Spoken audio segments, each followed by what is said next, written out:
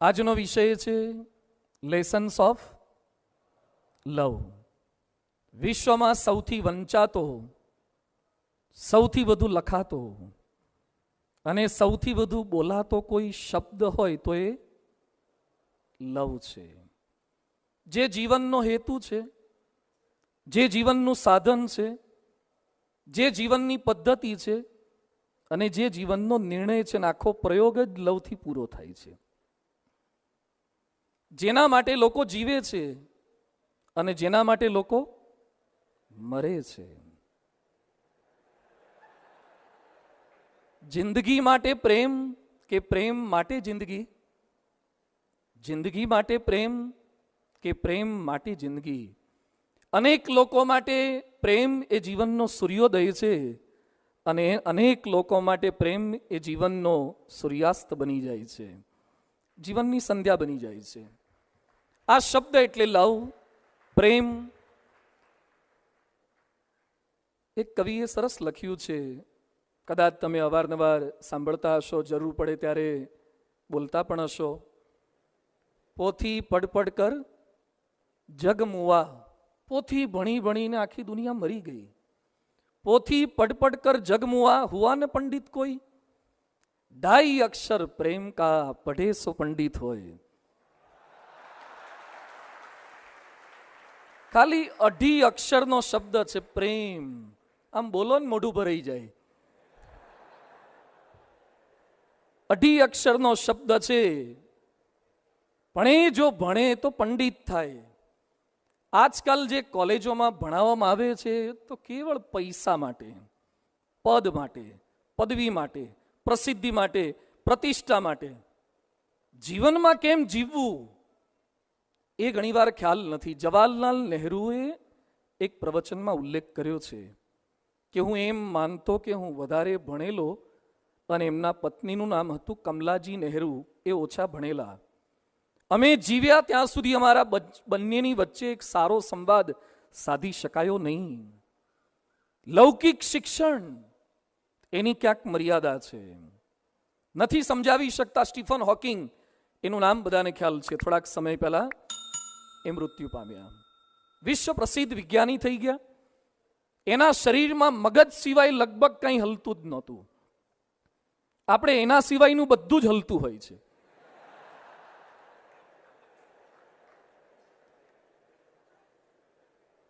અને એણે જે સંશોધનો કર્યા છે, ટાઈમ ટ્રાવેલ, સ્પેસ થિયરી, આઈન્સ્ટાઈનની કેટલીક થિયરમ એણે ખોટી પાડી છે.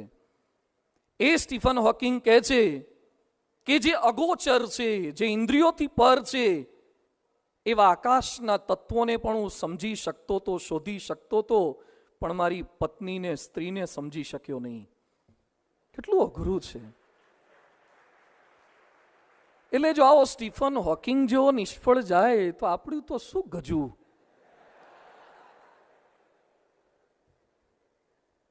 મારી પાસે એક પુસ્તક છે, હું લાવવાનું ભૂલી ગયો.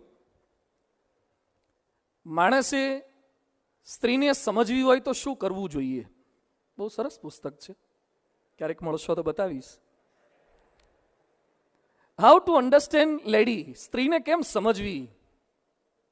પુસ્તકનું ટાઇટલ એટલું સરસ છે એટલે બધાને મન થાય કે આ પુસ્તક તો જોઈએ જ, વસાવવું જ જોઈએ. પછી મને લંડનમાંથી એક ભાઈ આ પુસ્તક આપ્યું. એ પુસ્તક મેં જોયું તો બધા જ પાના એમાં કોરા છે.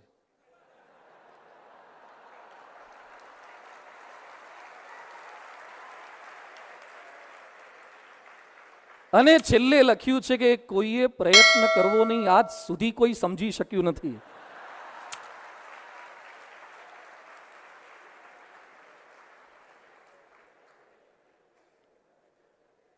અઘરું છે. બિલ ગેટ્સ જેવો માણસ એમ બોલે છે કે હાર્વર્ડ યુનિવર્સિટીમાં અભ્યાસ કર્યા પછી, વર્ષોના અંતરાલ પછી ખ્યાલ આવે છે કે હાર્વર્ડ યુનિવર્સિટી પણ ફિઝિક્સ, કેમેસ્ટ્રી, બાયોલોજી શીખવાડે છે, પરંતુ માણસના મનની કેમેસ્ટ્રી શીખવી નથી શકતી. અતિ અઘરું છે. પતિ પત્નીને ઝઘડો થાય ત્યારે થર્મોડાયનેમિક્સ કેટલું કામ લાગે, એપ્લાઇડ મિકેનિક્સ શું કામ લાગે, engineering drawing, machine drawing, drafter, આ બધું શું કામ લાગે? Na+Cl = NaCl એ લેબોરેટરીમાં થાય, રસોડામાં તો બીજું જ થાય.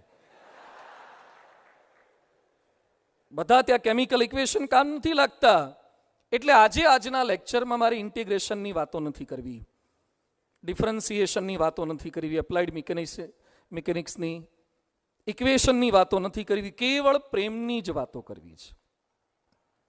પ્રેમની જ વાતો, પ્રેમની થિયરી, પ્રેમનું પ્રેક્ટિકલ, પ્રેમનું સબમિશન, પ્રેમનું વાઇવા અને પ્રેમનું સર્ટિફિકેટ.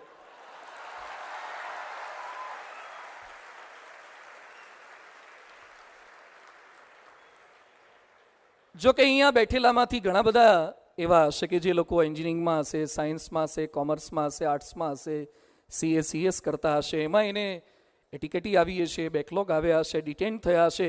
એ લોકો ભણવામાં સારા નહીં હોય પણ પ્રેમમાં તો PhD થયેલા હશે.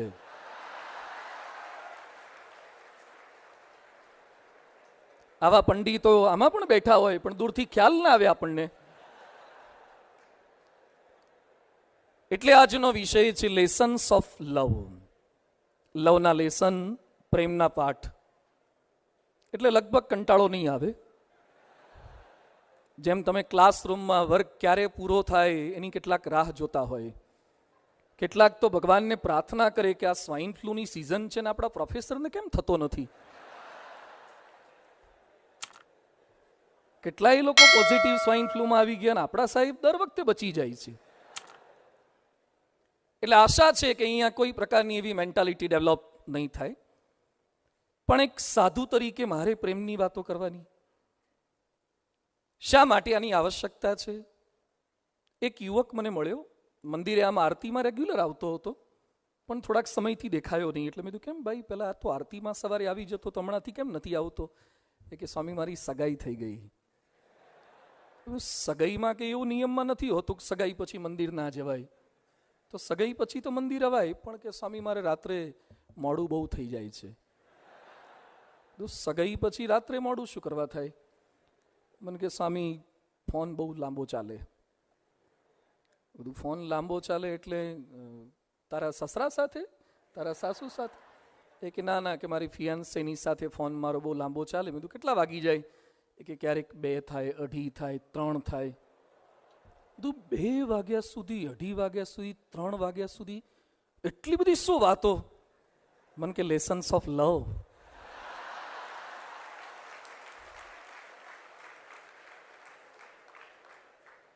બધું એમાં તમને આમ કંટાળો ના આવે? મન કે સ્વામી બેટરી ખૂટે પણ શ્રદ્ધા ના ખૂટે.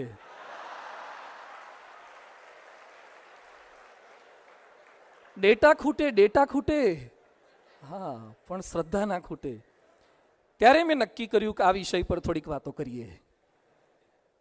જુલિયસ સીઝરનું નામ કદાચ કેટલાકે સાંભળ્યું હશે.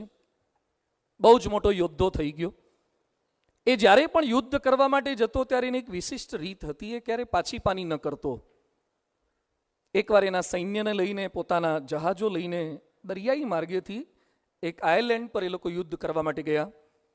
જુલિયસ સીઝર એના સૈનિકો સાથે બધા જ લેન્ડ પર આવી ગયા અને પાછળ ફરીને નજર કરી તો એના બધા જ જહાજ સળગતા હતા. એટલે સૈનિકો ચોંકી ગયા. પાછળ જોયું તો જહાજ સળગતા હતા. એનો નિયમ હતો કે ક્યાંય પણ યુદ્ધ કરવા માટે જાય ત્યારે જેમાં આવ્યા હોય એ વાહનોને દરિયાઈ માર્ગે જવાનું, એ સળગાઈ દે. શા માટે? પાછા ફરવાનો કોઈ વિકલ્પ રહેવો જ ના જોઈએ. નહીં તો કેટલાક વાળા તો રિટર્નની તૈયારી સાથે જ આવ્યા હોય, ભાગવાની. થાય એટલું ઠીક છે, નહીં તો હવે નીકળી જઈશું. રિટર્ન થવાનું જ નથી. એના માટે એક પ્રસિદ્ધ સેન્ટેન્સ હતું, આઈ કેમ, આઈ સો એન્ડ આઈ કોન્કર્ડ. હું આવ્યો, મેં જોયું અને મેં જીતી લીધું.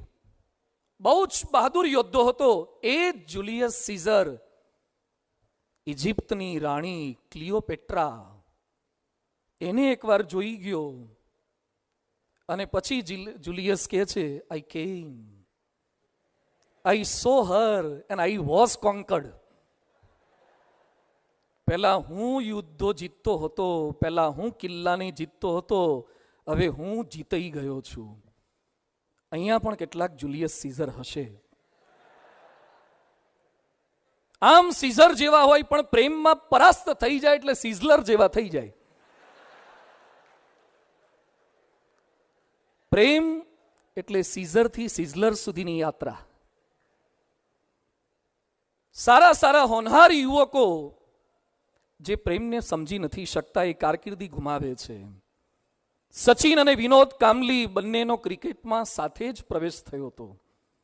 કદાચ કેટલેક અંશે વિનોદ કાંબલી તો સચિન કરતા પણ સારો ખેલાડી હતો, છતાં પણ વિનોદ પ્રેમને સમજી ન શક્યો અને વેક્સ, કાનના બુટિયા, લવશીપ, ફ્રેન્ડશીપ એમાં લેવાઈ ગયો અને ક્રિકેટ એને ગુમાવવું પડ્યું. ક્યાંક તમારો અભ્યાસ બગાડે એ પ્રેમ નથી, કારકિર્દી બગાડે એ પ્રેમ નથી, કલંક લગાડે એ પ્રેમ નથી, મા બાપ પ્રત્યેના પ્રેમને ધક્કો લગાવે એ પ્રેમ નથી. એટલે પ્રેમને આજે સમજવો છે ને ડેફિનેશન સમજવી છે. વોટ્સ લવ?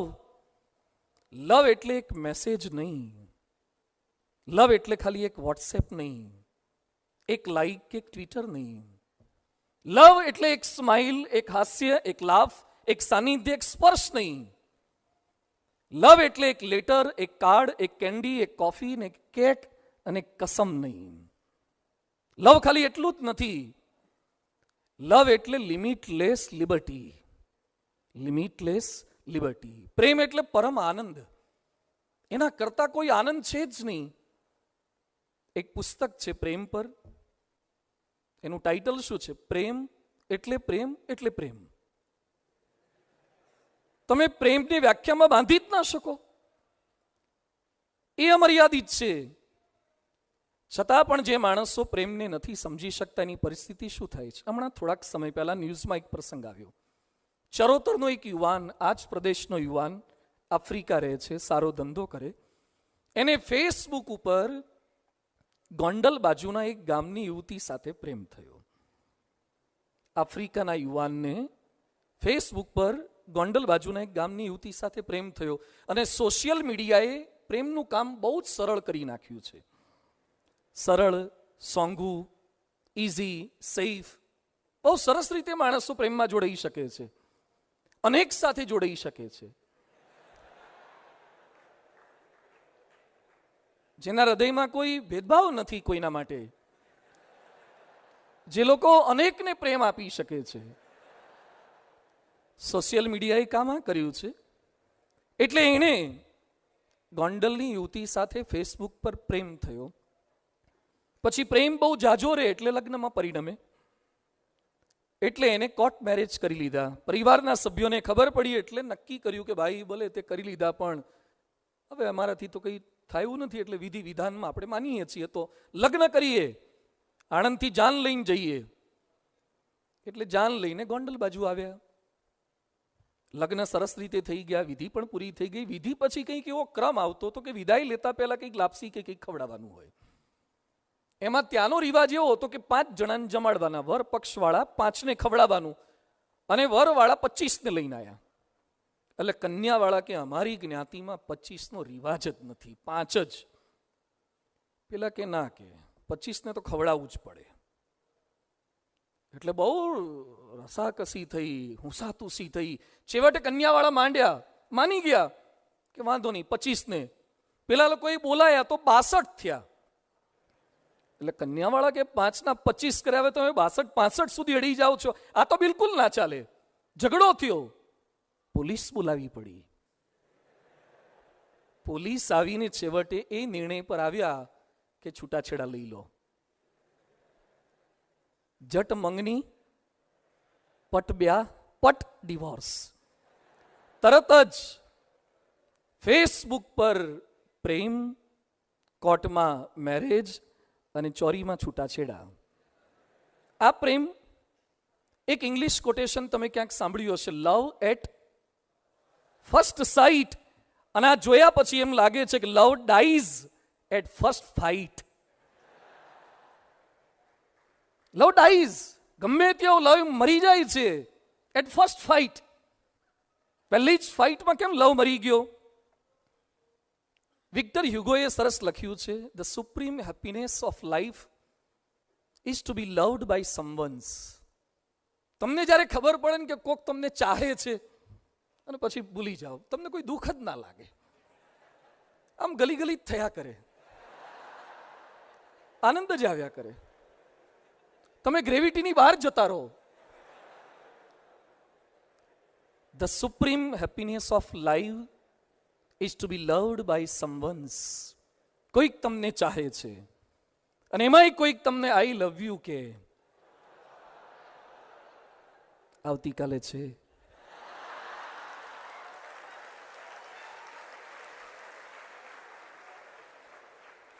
કેટલાક તૈયારી સાથે આવ્યા હશે,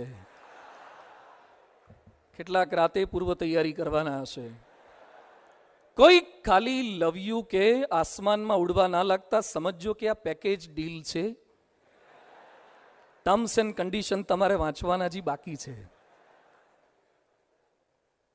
કોઈ ગાડી ખરીદો ત્યારે મેન્ટેનન્સની પણ પૂરી તૈયારી રાખજો. એક ભાઈ મને કે મારે છૂટું કરી નાખવું છે. તું છૂટું કરશો એટલે શું થશે? મને કે નવું લાવશું. હું નવું લાવશો એ સારું આવશે? મને કે થોડુંક એમાં તકલીફ તો રહેશે. બધું યાદ રાખો, દુનિયાની કોઈ પણ ગાડી મેન્ટેનન્સ વગરની આવતી જ નથી.